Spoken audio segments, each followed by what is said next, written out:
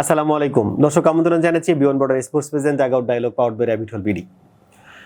টি-20 world cup চলছে এবং টি-20 world কাপের আজকের যে ম্যাচ নিয়ে আমরা আপনাদের সঙ্গে কথা বলছি সেটা হচ্ছে, যদি বলি সাবকন্টিনেন্টের যে দলটাকে নিয়ে আসলে এখনো পর্যন্ত আমরা আশা করছি যে সেমিফাইনালে বা আমাদের সাবকন্টিনেন্টের একটা দল থাকবে, সেটা হচ্ছে ইন্ডিয়া, এবং তার সঙ্গে আজকে মুখোমুখি হতে যাচ্ছে জিম্বাবুয়ে। সো যদি বলি সাবকন্টিনেন্টের ক্রিকেটেও একটা মানে বেঁচে থাকার লড়াই নিয়ে আমরা আজকে কথা বলতে যাচ্ছি। আমাদের সাথে স্টুডিওতে উপস্থিত আছেন সার্টিফাইড পারফরমেন্স অ্যানালিস্ট আমির রেজন প্রতীক ভাই। প্রতীক ভাই, আমরা কি থাকছি সাবকন্টিনেন্টে কোনো দল? আপনি অফ ক্যামেরা বলছিলেন যে আপনি চাচ্ছেন যে ওয়েস্ট ইন্ডিজ জিতুক, এবং ওয়েস্ট ইন্ডিজের জয়টা নিয়ে কথা বলছিলেন, যেহেতু কারণ আপনি চাচ্ছেন যে সামহাউ ইন্ডিয়া না থাকুক।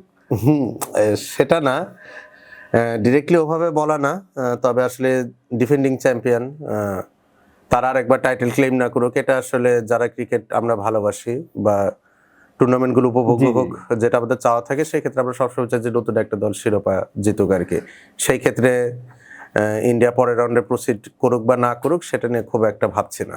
আপনার আরেকটা জিনিস লাস্ট এপিসোডে আপনি বলছিলেন যে যেহেতু ইন্ডিয়ার দলটাকেও আপনার অনেক বেশি গুছানো মনে হচ্ছে না, সো লাস্ট এপিসোডেও আপনি বলছিলেন যে যেহেতু দলটা এতটা মানে কনফিডেন্ট না, এবং আপনি লাস্ট এপিসোডে আরেকটা কথা বলছিলেন যে আমরা সাবকন্টিনেন্টে যে দলগুলা মানে সুপার 8 খেলছে, পাকিস্তান খেলছে, ইন্ডিয়া খেলছে, তারপরে শ্রীলঙ্কা খেলছে, এই তিনটা দল তো খেলছেই।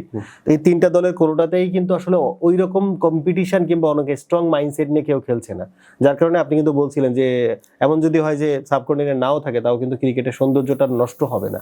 তো সেই পয়েন্ট অফ ভিউ থেকে যদি বলি যে ইন্ডিয়া আজকে বাঁচামরার লড়াই জিম্বাবুয়ের সাথে, এবং যেখানে অনেক বেশি ব্যবধানে জিততে হবে ইন্ডিয়াকে, সেক্ষেত্রে আপনার কাছে কি মনে হয় যেটা আসলে কতটুকু সমীচীন? পসিবল, কজ খেলাটা চেন্নাইতে হচ্ছে, এবং চেন্নাইয়ের এবারকার ওয়ার্ল্ড কাপে যদি আমরা উইকেট নেচার দেখে থাকি, ট্রু ব্যাটিং উইকেট। সো এখানে যদি ইন্ডিয়া আগে ব্যাট করে একটা বড় সংগ্রহ করে ফেলে, সেক্ষেত্রে বড় ব্যবধানে জয়লাভ ড্র করা কিন্তু possible. It's like around 70 to 80 run, এটা কিন্তু পসিবল। সেক্ষেত্রে কিন্তু সাউথ আফ্রিকার বিরুদ্ধে তাদের যে ডিফিটের মার্জিনটা ছিল, এটা কিন্তু নিউট্রালাইজড হয়ে যাবে। সো ইন্ডিয়াকে বড় ব্যবধানে জিততে গেলে আজকে আগে ব্যাটিং করতে হবে, এবং অ্যারাউন্ড 250 to 260 যেটা ওয়েস্ট ইন্ডিজ স্কোর করেছিল, সেটা তাদের নজর থাকবে। কিন্তু উইকেট যদি কিছুটা স্লোইশ নেচার হয়, তাহলে কিন্তু জিম্বাবুয়েন বোলাররা ম্যাচে চলে আসবে।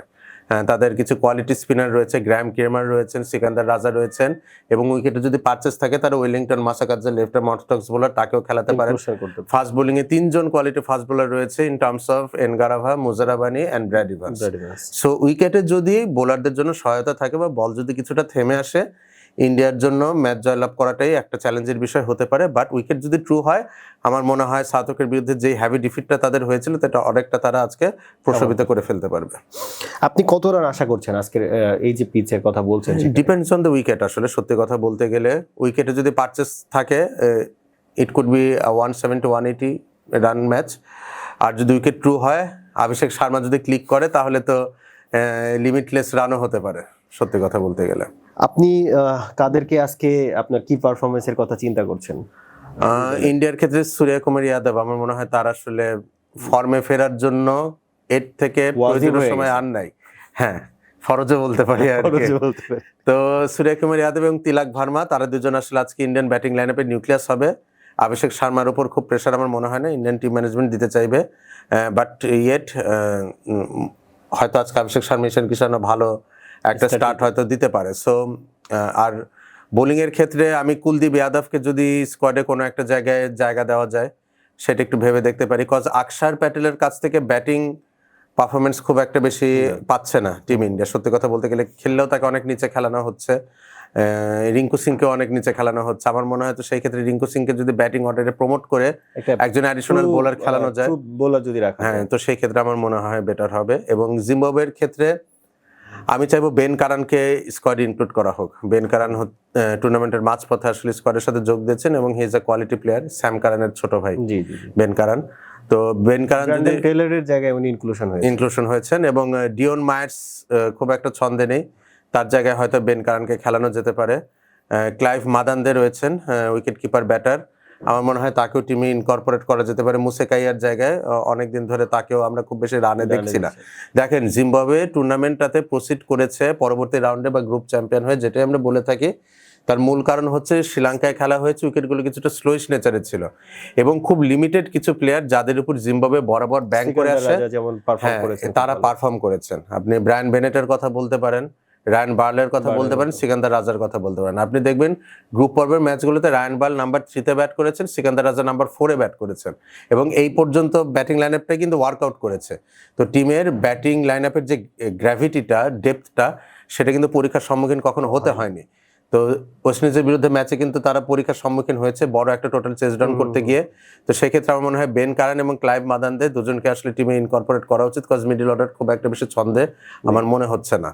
আর বোলিং লাইন আপের ক্ষেত্রে যদি আসে, আমার মনে হয় গ্র্যাম ক্রিমার খুব ক্রুশাল একটা রোল প্লে করতে পারেন, বিশেষ ক্ষেত্রে মিডল ওভার্সে যখন সূর্যকুমার যাদব বা হার্দিক পান্ডিয়া তারা ব্যাট করবে, গ্র্যাম ক্রিমারের ভ্যারিয়েশনগুলো আমার মনে হয় খুব ইফেক্টিভ হতে পারে আজকে। ওকে, আপনি টসে জিতে তাহলে কি চিন্তা করছেন যে ইন্ডিয়ার জন্য they must bat first whatever the wicket is. মোটামুটি একটা কম্পিটিটিভ টোটাল পোস্ট করে জিম্বাবুয়েকে আসলে রানের প্রেসারে ফেলতে হবে এবং চেন্নাইতে ক্রাউড ক্যাপাসিটি অনেক, সো মোটামুটি রান যদি একটা ইন্ডিয়া দাঁড় করাতে পারে, আমার মনে হয় 12th ম্যান হিসেবে দর্শকরা খুব ভালো ভূমিকা রাখতে পারবে, জিম্বাবুয়ান ব্যাটারদের উপর অ্যাডিশনাল প্রেসার ইনসার্ট হবে। সো ইন্ডিয়াকে অবশ্যই টস জিতে আগে ব্যাটিং করতে হবে। প্রতীক ভাই ধন্যবাদ, সময় বলে দিচ্ছি আসলে কি হতে যাচ্ছে। টস হতে যাচ্ছে, আমরা দেখিনি যে আসলে টসের পরে কি হচ্ছে এবং টিম কম্বিনেশন কি হচ্ছে। দর্শক, আমরা আশা করি যে ম্যাচটা নিয়ে আমরা কথা বলছি, ইন্ডিয়া ভার্সেস জিম্বাবুয়ে, জয় তো থাকবেই। ইন্ডিয়া জিতলে হয়তো ইন্ডিয়ার জন্য একটা অপরচুনিটিস থাকছে পরের রাউন্ডে যাওয়ার জন্য। জিম্বাবুয়ে জিতলে যাতে ক্রিকেটের সৌন্দর্যটা বজায় থাকে, এরকম একটা ক্রিকেটীয় ম্যাচ আমরা দেখতে চাই। দর্শক, আপনাদের মতামত জানিয়ে আমাদেরকে কমেন্ট করতে পারেন আমাদের কমেন্ট বক্সে, এবং পরবর্তী ম্যাচ অ্যানালাইসিস দেখার আমন্ত্রণ জানিয়ে শেষ করছি। ভালো থাকবেন, সুস্থ থাকবেন, আসসালামু আলাইকুম।